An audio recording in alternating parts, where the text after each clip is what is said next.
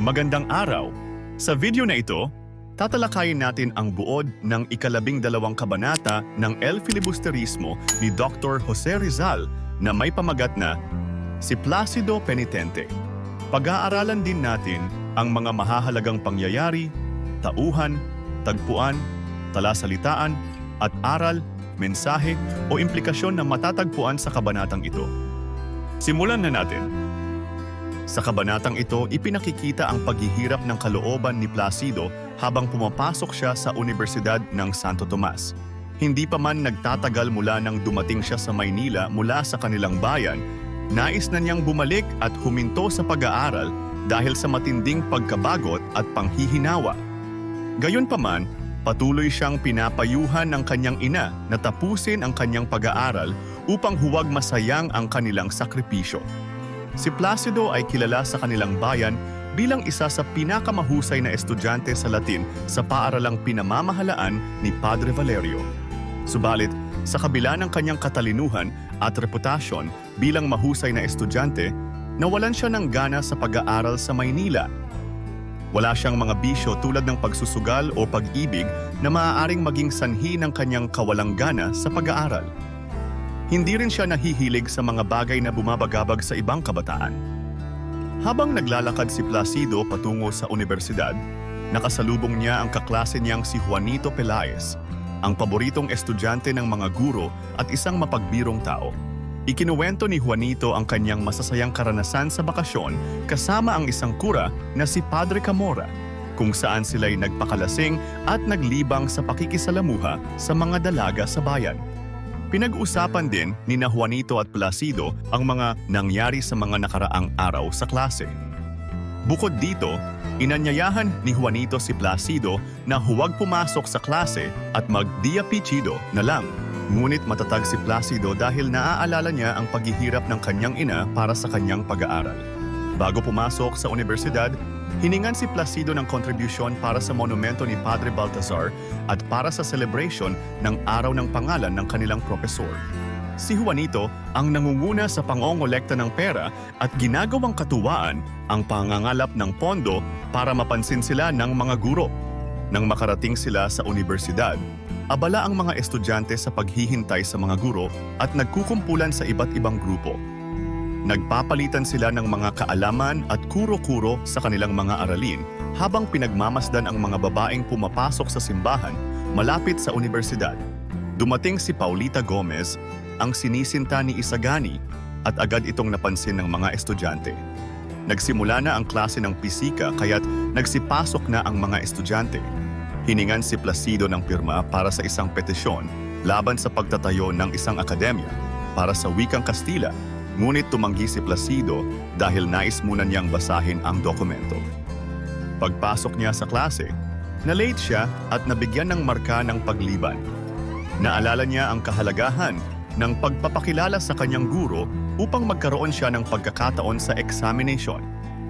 Kaya kahit masama ang loob, pumasok pa rin siya sa klase ng may ingay na agad napansin ng kanilang propesor. Tanda ng pagkadismaya sa kanyang pagpasok. Dumako naman tayo sa mga mahahalagang pangyayari sa kabanatang ito. Si Placido Penitente ay dumaranas ng matinding pagkabagot at pagnanais na tumigil sa pag-aral sa kabila ng kanyang katalinuhan at patuloy na pinapayuhan ng kanyang ina na tapusin ang kanyang pag-aaral dahil sa sakripisyong ginawa nila. Nakasalubong ni Placido ang kaklaseng si Juanito Pelaez na nagkwento ng kanilang masasayang karanasan sa bakasyon kasama si Padre Camora, na nagpakita ng kabaligtaran sa masayang buhay ng ilang mga estudyante kumpara sa hirap na nararanasan ni Placido.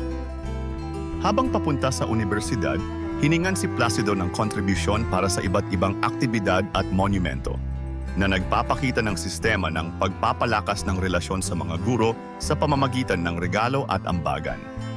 Sa loob ng universidad, abala ang mga estudyante sa paghihintay sa mga guro at pag-aaral ng kanilang mga aralin. Ngunit si Placido ay tinanggihan na pumirma sa isang petisyon dahil nais niyang maintindihan muna ang nilalaman nito na nagpapakita ng kanyang pagiging maingat at matalino.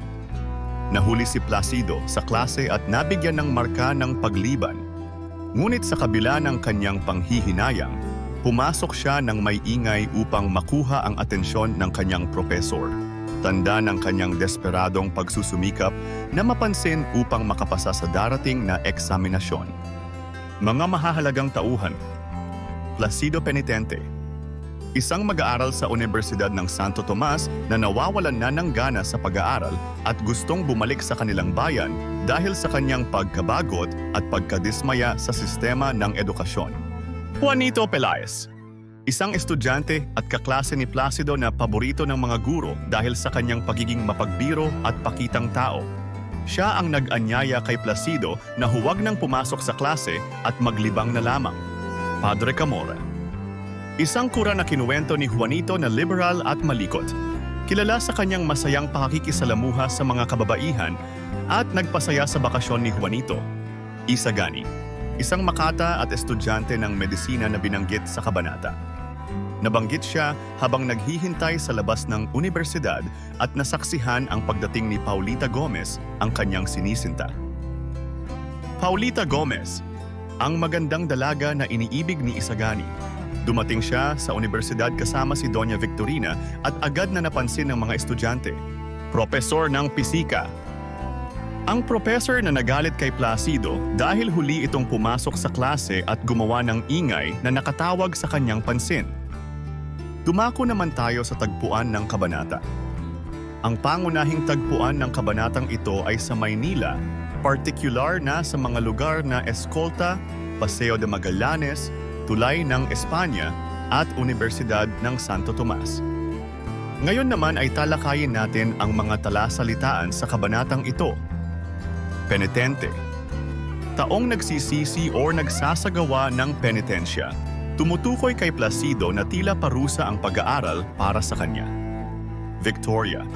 Isang uri ng karwahe na ginagamit noong panahon ng Kastila na kadalasang sinasakyan ng mga mayayaman. Diapicido. Tawag ng mga estudyante sa isang araw ng pasok na karaniwang iniipit sa pagitan ng dalawang bakasyon o walang pasok. Kaya't iniisip nilang wala rin dapat pasok. Adsum. Salitang Latin na nangangahulugang narito ako, na ginagamit ng mga estudyante kapag tinatawag ang kanilang pangalan sa klase. At ngayon ay alamin naman natin ang ilan sa mga aral, mensahe o implikasyon na ipinakita sa nobela. Ipinakikita sa kabanatang ito ang pagkadismaya at paghihirap ng mga estudyante, tulad ni Placido Penitente, sa isang sistemang pang-edukasyon na walang pakialam sa tunay na karunungan at higit na nagbibigay halaga sa mga seremonyas at pakitang tao. Ipinapakita dito na ang edukasyon noong panahon ng Kastila ay hindi makatarungan at puno ng pagkukunwari. Bagaman nahihirapan si Placido sa kanyang pag-aaral, patuloy siyang pumapasok dahil sa sakripisyo ng kanyang ina para sa kanyang kinabukasan. Ipinapakita rito ang kahalagahan ng pag-unawa at pagpapahalaga sa mga sakripisyo ng mga magulang at ang pangangailangan ng pagtitiis at pagsusumikap para sa kanilang kapakanan. At diyan nagtatapos ang 12 kabanata ng El Filibusterismo, si Placido Penitente. Ano ang natutunan mo sa kabanatang ito? I-comment mo na ang iyong sagot. Inaanyayahan ka din namin na i-like, subscribe at i-click ang notification bell para lagi kang updated sa mga susunod naming videos.